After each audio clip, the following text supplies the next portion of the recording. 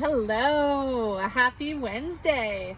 I'm excited. So, I'm doing a couple of weeks of chatting about water and sharing with you from different angles to hopefully inspire a change mindset and a habit structure for you. So, if you didn't get the chance to see last week's video, make sure you go check it out. Today, I wanted to talk about a really important part of healing, and I'm going to intertwine water into it. And hydration, as I was saying last week, is just so important. Our bodies are made up of 3/4 water, and it's a simple way of keeping our detoxifying channels nice and open. And what that means is that our body accumulates all kinds of toxins from the environment, from things we eat, from emotions we're holding on to, from all kinds of different things actually. And what happens is if we don't get enough hydration to help move this stuff through, it starts to accumulate in the body. And it can show up in constipation, it can show up sometimes in some heart kind of conditions, sometimes it can show up in gut problems in general, definitely fatigue, headaches. So many symptoms can come from not properly hydrating the body. So a lot of times people will want to argue with me and say, well, 64 ounces seems like a lot, or 84 ounces seems like a lot. The minimum most adults should have is 64 ounces of water.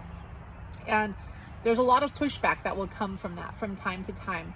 And then people will come up with excuses oftentimes and share like, well, I don't want to get up to go to the bathroom in the middle of the night. I need sleep. Well, then finish drinking your water by 5 o'clock. But 64 ounces is the first good goal. 86 ounces or so is a great second goal for most people. And this is why. So instead of just listening to what someone's saying and believing what they're saying, what's really, really important is allowing yourself to understand why it's important for you. Understanding your own habits. Obviously, I can talk to you right now, but you have to look at your overall day-to-day habits, and you have to decide overall how your habits are matching up to needing more or less hydration. So I would say on average, if you're not drinking coffee or alcohol, you're not really eating processed sugar, most people, 64 ounces is enough water in a given day. Most people will tell me they're doing that. They start paying attention more acutely and they realize they're not doing as much as they thought. All right. So that's something that's really important. If you're thinking right now, yeah, I do that, make sure you're actually doing what you think. Now, this is the thing. If you drink coffee, if you drink alcohol, if you eat sugar, if you drink soda, if you drink fruit juice, these things are all very concentrated and the body needs to be able to dilute them.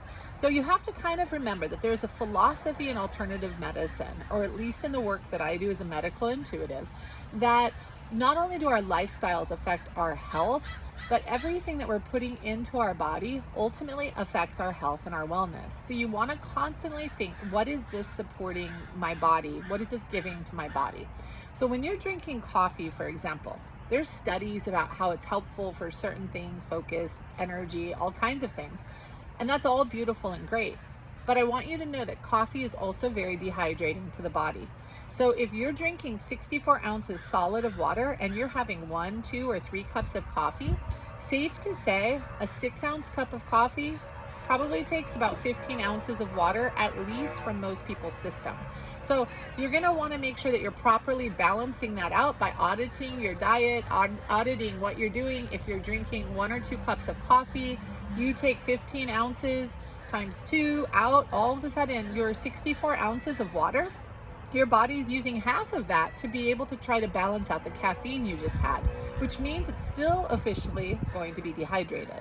So this is really important to understand when it comes to your health and wellness. Is there's not a book out there designed for you. People love my work as a medical intuitive because I can put a program together just for you, for your system, but you can also figure a lot of this out yourself is by paying attention to your habits, consistent habits. I just had a new client and he tracked all of his food for me, and he's like, yeah, I eat, 4 to 6 vegetables a day. And I'm like, where? He tracked it for a week and he's like, yeah, I definitely eat that many vegetables. Where? I don't see it with what you've tracked down. He goes, oh my gosh, how does that happen? It happens to more of us than we realize consistently. We over-exaggerate the positive. We under-exaggerate the positive in certain things, and we over-exaggerate different things so that we kind of stay stuck in process. It's weird to say that we'd want to stay stuck in process, but when we're drinking water, this is the thing that I loved. When I first started drinking and hydrating properly, I would tell myself this incredible statement. I am ready, willing, and able to go with the flow and to heal. I am ready, willing, and able to go with the flow and to heal. Because when you think of water, it represents flow. It represents movement. So there's a willingness to kind of go with the flow. And this is the thing, is most of us aren't comfortable with it. Most of us want to pretend to be in control.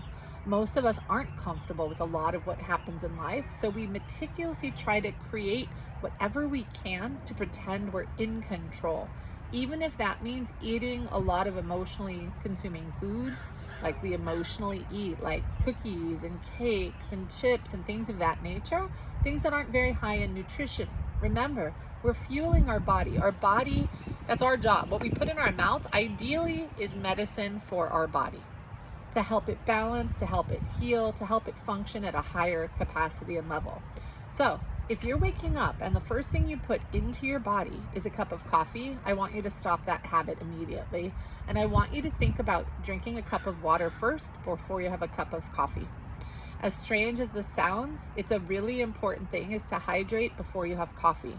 Same rule goes for a glass of fruit juice. Same rule goes for a glass of wine or beer or whatever else you're going to eat or drink, consume. Make sure you hydrate properly. It's really, really, really important because your body is going to dehydrate and absorb a lot of what you're positively doing if you're going to be adding things that are stimulating and dehydrating in the body, like caffeine, sugary drinks, and then obviously alcohol. It's really important to understand this because so much of our long-term health issues come from dehydration and flowing against the flow, pushing against the flow, not allowing ourselves to harmonize and be affected by life.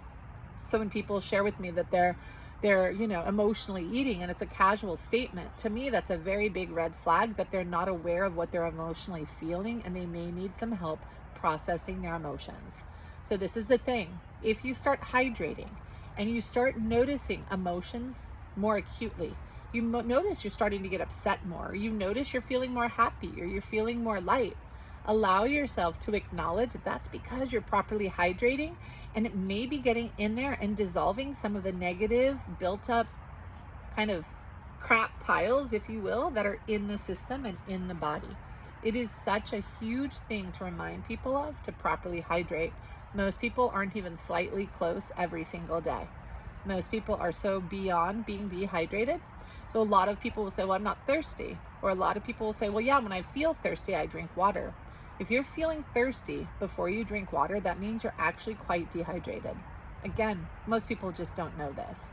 So there's an emotional component with water, and it's I'm ready, willing, and able to go with the flow and allow myself to heal. I'm ready, willing, and able to go with the flow and allow myself to heal.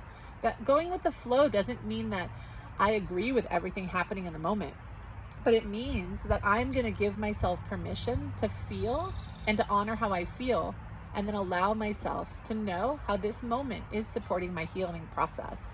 And instead of running to emotional drinking or emotional eating, I'm going to actually hydrate my body, and then I'm going to ask my body if there's anything else that it needs to feel supported.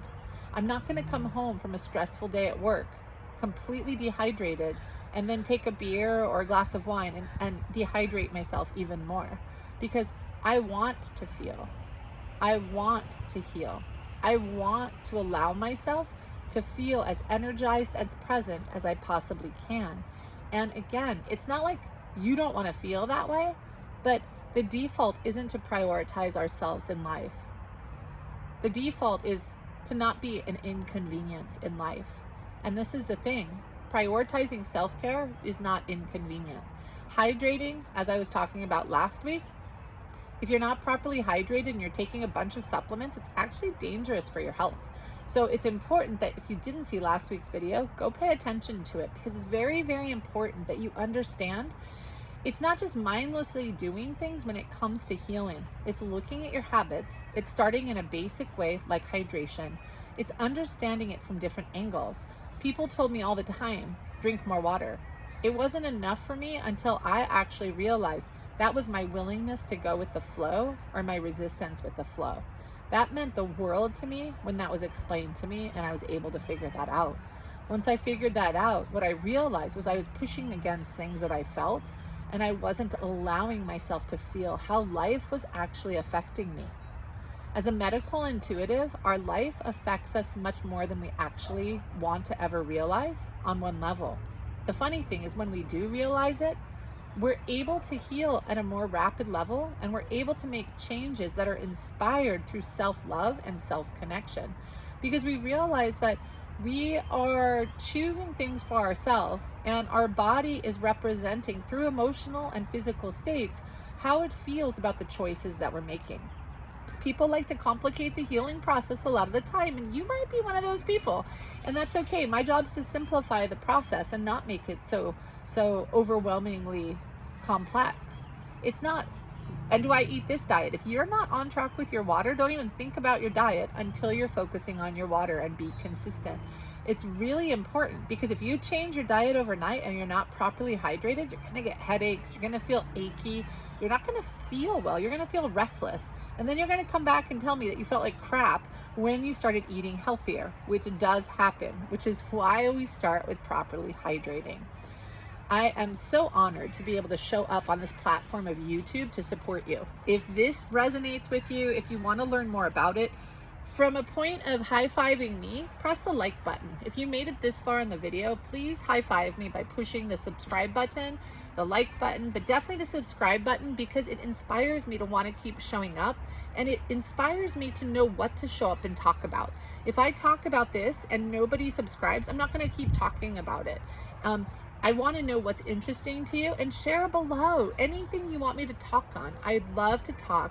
Subscribe, keep me inspired, and I keep you inspired. And this is a dual team effort here. So I'm super grateful for the opportunity to show up here. Hydrate, hydrate, hydrate. And do yourself a favor and audit how many dehydrating things you're consuming. Make a little list of it. How much coffee are you drinking? How much alcohol are you drinking? How much sugary drinks or fruit juice are you drinking?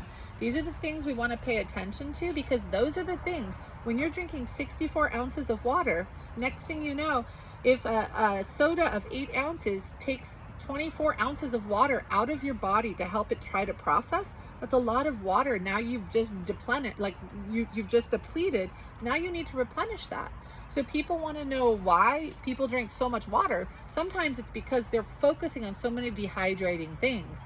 But I'm going to tell you something, and this to me was a magical understanding. When I properly hydrate, my energy naturally rises. I don't need the caffeine, I don't need the sugar, I don't need the stress reducers, because I'm more in tune with myself and things naturally flow through me more.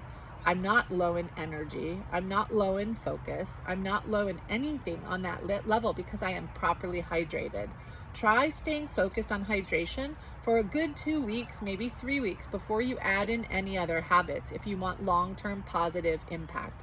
You deserve to feel awesome in your body, and I cannot overemphasize how critical hydration is to help curb your appetite, help your energy, help your sleep, help your bowel habits, keep your stress level down, and just keep you in an overall more balanced place where not everything gets under your skin, because you're hydrating and plumping literally your skin and your energy and everything else. You deserve to know that your actions matter, and the only way you're going to figure this out is if you commit to one thing. Not, I'm going to do my best, commit to it, make it happen, track it. There's an app called Waterlogged. Use it if you need to.